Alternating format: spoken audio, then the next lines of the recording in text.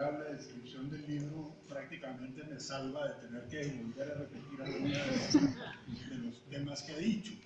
Lo que me parece interesante de tomar esto como testimonio de un actor que a la vez se vuelve ensayista, que a la vez ha sido director, un creador integral de teatro, es que nos remite como a los orígenes de nuevo del teatro, es decir, cómo empezó toda esta historia.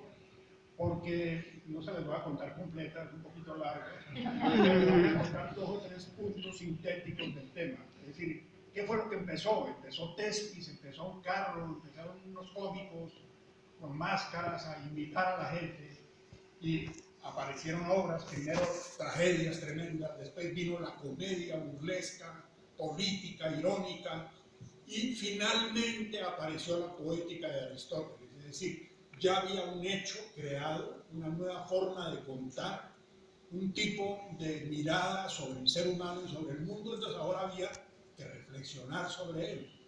Así viene primero son las obras, después viene la teoría reflexiva, y después viene otro aspecto muy importante que son las confesiones personales de los actores, de los directores, de los creadores, más allá de la creación de su obra. Cuando se sinceran, cuando abren otra puerta de conocimiento. Y esto lo vemos en el teatro contemporáneo muy marcado, a partir, digamos, de la reflexión de Diderot sobre la paradoja del comediante. Para Diderot, el actor era una persona que aprendía una cosa, que repetía ciertas formas de actuar, cómo llorar, cómo reír, cómo comunicar cosas, hasta que llega Stanislavski y le da completamente la vuelta a la paradoja de Diderot. Todo nace del propio actor y de una cosa que llamó el sí mágico, es decir, si yo fuera Hamlet, ¿cómo haría? Y para montar a Hamlet tengo que buscar todos los recuerdos de mi vida que puedan de alguna manera acercarme a los conflictos con el padre, con el tío, con la madre, con todo lo que le pasa a Hamlet, para ver si el actor encuentra en su propia memoria aquellos elementos por medio de los cuales se puede expresar. A partir de un actor se prepara, de Stanislavski, nace como una nueva reflexión teórica sobre el actor, y de ahí en adelante son muchos los actores directores. Por ejemplo, Meyerhold, que escribe todo un tratado sobre la biomecánica y se inventa toda una teoría del manejo del cuerpo. El actor tiene su cuerpo para expresarse, el cuerpo es un signo de expresión, cómo lo manejo, cómo manejo el gesto. Stanislavski de alguna manera hace una introspección del actor sobre su memoria, sus recuerdos, mientras que Meyerhold saca para afuera la expresión del cuerpo por medio de unos ejercicios, algunos de los cuales son imposibles de realizar. Entonces está en el borde de lo imposible. Como es imposible hacer esto, mire a ver en qué proporción se acerca a eso que no se puede hacer. Y de esa manera empieza a crear un actor que es acróbata, que tiene todas las técnicas de la expresión. Y paradójicamente, en el Teatro de Arte de Moscú hay una etapa en la que el propio Stanislavski tiene su gran antagonista, que es Meyerhold, y lo invita a que trabaje en una zona experimental del Teatro de Arte de Moscú, y tienen como el en vez y el derecho de la problemática. El cuerpo del actor, la mente del actor, completando una figura de creatividad llena de matices y llena de diferencias. Luego esto trajo como consecuencia que muchísimos actores empezaron a dar su testimonio. Uno lee, por ejemplo, las memorias, las notas como actor de Louis Jouvet, el actor francés, y es tremendo. Dice que un actor es una persona que el día ante la muerte de su hijo o ante la muerte de un ser querido, se mira en el espejo para ver cómo son los gestos de dolor del actor y poderlo interpretar. Es decir, ahí está llevando ese testimonio a un desgarramiento dramático, pero viene toda esa paradoja. Y quisiera cerrar esto con la experiencia más reciente del Teatro La Candelaria, es decir, que es la experiencia también un poco de Santiago García. Santiago García no había escrito teatro, no había escrito teoría del teatro, él montaba obras y actuaba en muchas de ellas, protagonizaba muchas de las obras que él dirigía, Galileo Galilei, por ejemplo, en fin, la historia del zoológico, donde él hacía un papel y luego se le ocurrió cambiar. Son dos personajes, entonces en un momento hacía un personaje, en otro momento hacía el otro. Siempre la experiencia de estar buscando esa relación actor-director. Pero en los últimos años, ya digamos, después de haber analizado toda clase de teorías, después de haber analizado el tema de la creación colectiva, todo este tema de la creación colectiva de alguna manera nació de un proyecto que presentó Enrique Buenaventura con el método de la creación colectiva de Cali, hecho por él con Jacqueline Vidal y con otros actores del teatro.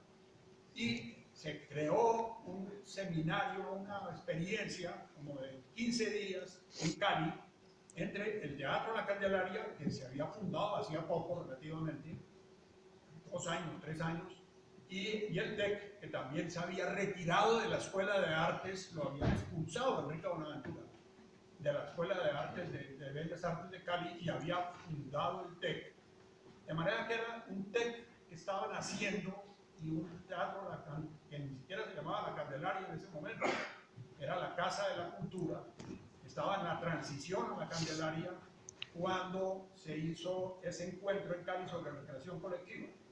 El método de Enrique era un método con todas las cosas metódicas, muy riguroso, con etapas, la etapa 1, la etapa 2, la etapa 3, había que hacer las improvisaciones tenían una naturaleza, todo estaba definido conceptualmente de una manera muy precisa.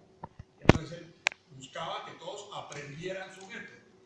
Santiago, que ha sido un rebelde por naturaleza, empezó a buscar la forma de desbaratar el método de Enrique, de hacer un método completamente distinto y de hacer un método que no tuviera las etapas rigurosas, etcétera, como las planteaba Enrique, sino más bien despertar la creatividad del actor. Despertar la creatividad del actor y darle a las improvisaciones, al juego de la improvisación, otro carácter.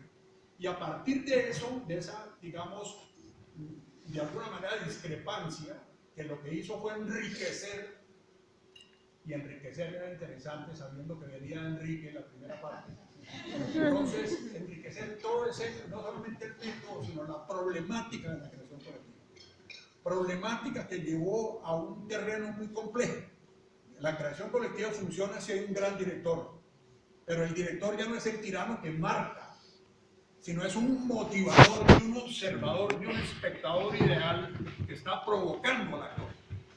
Pero el actor está creando a la vez, pero en la creación colectiva no se pierde la individualidad, es decir, el individuo actor está en un conflicto escénico con el otro individuo actor que está en escena. Entonces, esta última etapa del trabajo de Santiago tenía mucho que ver con ese conflicto. Obras como Nada Personal es una obra donde realmente no había un texto. Muchas de las canciones colectivas de La Candelaria partieron de una idea y no de un texto, a diferencia del método de Enrique, que era aplicarle el método a los textos existentes, buscar los conflictos básicos, buscar las contradicciones que estaban en el texto, saber cuál era el conflicto, quién está en qué parte del conflicto, todo eso. Aquí al revés, había que partir, por ejemplo, Los Comuneros, que fue una de las primeras obras, nosotros los comunes, partió de un estudio histórico sobre los comuneros y luego de una serie de inquietudes que se fueron convirtiendo en una poética del Teatro La Candelaria de Santiago García. No había héroes individuales en los comuneros, no aparece Galán, no aparece Verdeo. Por allá a veces lo mencionan esos capitanes que están por ahí. Era un pueblo raso el que hace la historia, digamos, según la problemática vista por Santiago. Pero resulta que en esta última etapa, ese pueblo genérico, esa masa un poco amorfa del pueblo que está ahí, se convierte en unos actores donde cada actor tiene un problema con el grupo, con el director y consigo mismo. Es decir, llevar el conflicto escénico a convertirlo en un conflicto personal del actor. Y es un conflicto del actor y el personaje. Conflicto que había constituido de una o de otra manera la base de Stanislavski y la base del teatro de Bertolt Brecht. Y también, si se puede decir, la base de corrientes nuevas como Grotowski. ¿Por qué? Porque para Stanislavski era el sí mágico, el actor como si fuera el personaje, con sus vivencias. Para Brecht era la posibilidad de que el actor se salga del personaje y hable como actor, muestre su punto de vista como actor a través del distanciamiento, de que habla. Es decir, romper la identificación, que era lo que buscaba Stanislavski. Pero resulta que el método de Brecht sin Stanislavski no puede existir, porque no puede romper la identificación si no se ha construido la identificación. Es decir, si no se ha construido el personaje, con el método de Stanislavski no lo puede desbaratar con el método de Brecht. Los que mejor conocen el método de Stanislavski son los actores del Berlin Ensemble, porque saben muy bien cómo es la identificación para poder producir la distancia. No es que uno acabó con el otro, es que de la contradicción entre los dos, de la tesis y la antítesis de ese antagonismo, sale una síntesis novedosa. Y entonces, la última propuesta de Santiago era: no vamos a hacer más obras con investigación histórica ni sobre una problemática, vamos a hacer unas obras donde cada uno saque sus problemas de adentro como actor, saque y construya un personaje con sus vivencias personales, y luego las distancias las estrelle contra las vivencias de los otros actores. Ese mecanismo es el que enriquece y que requiere de una reflexión. Santiago, que no había escrito teatro, comenzó a escribir teatro, aparte de las obras de creación colectiva, las obras propias, algunas basándose en los clásicos como Quevedo o Cervantes. Pero muy interesante que esta última etapa era: empezamos a montar una obra con nosotros sobre nosotros. No hay argumento, no hay ninguna exigencia de edad, no hay entonces, cada uno investigue sobre un problema que tenga en la cabeza, que le esté preocupando.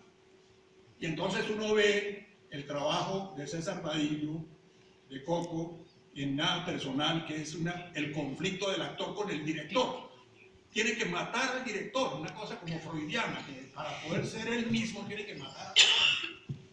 Y esa muerte simbólica nace de otro elemento, y es que el actor y el hombre de teatro es un gran mentiroso que tiene que hacer que su mentira sea creíble para el espectador. Es decir, hacerla parecer como verdad. El juego entre la verdad y la mentira, entre yo soy el personaje o mi personaje, si yo hago Hamlet, ese Hamlet soy yo. Y no es el Hamlet modelo que todos los actores se pueden meter dentro de él y hacerlo de una cierta manera como pensaba Diderot. Este juego, ¿qué es lo que ha mostrado? Que el viaje del actor ha recorrido todas las teorías y todas las investigaciones que se han hecho sobre la mente humana. Desde digamos, la poética de Aristóteles, que se basa en la lógica aristotélica, cómo ordenar el pensamiento frente al hecho dramático, hasta llegar a la época contemporánea, donde aparecen una cantidad de nuevas ciencias de conocimiento del ser humano.